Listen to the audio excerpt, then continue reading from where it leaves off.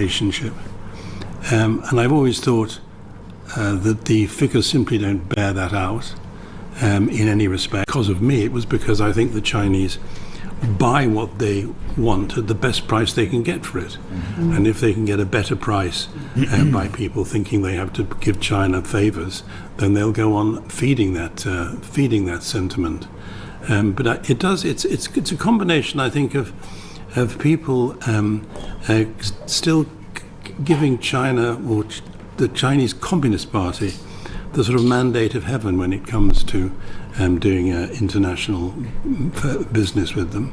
And I've always thought, I mean, the document which the government produced, which I'm sure we'll have a chance of talking about in a moment, talks, I think, about cooperating, competing and challenging, which is a pretty hopeless, I think, trilogy. But I've thought that it was probably, if you're talking about what policy we should have on China, I thought it was less effective than the one you're told about on the tube all the time, when in case there's a parcel which you don't know, see it, say it, sort it. And that seems to be a rather better way of describing where our policy has been on China. But it does go all over the place. I'll ask you, Lord Patton, which country would you single out as doing it better? Dealing with China?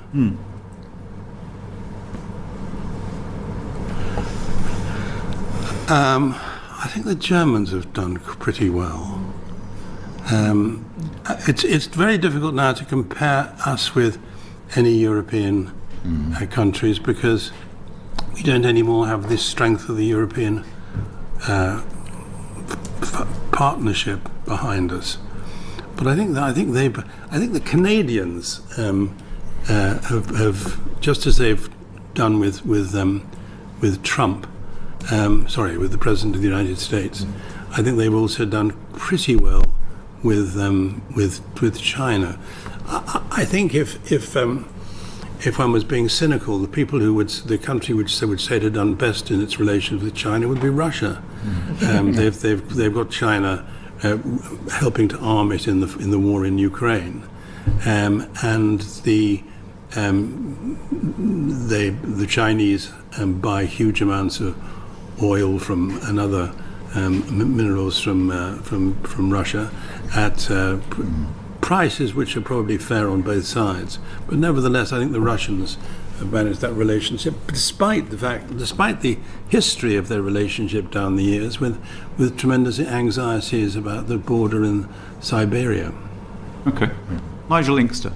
Yes, thank you. I would agree with quite a lot of what has just been said, though I must confess I'm less confident about a diagnosis of peak China. I'll go into that in a second.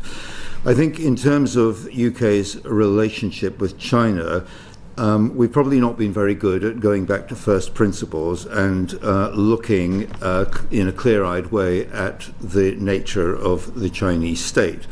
And the nature of that state has come into starker relief over the last 8 to 10 years, I think, in terms of it being apparent that for China...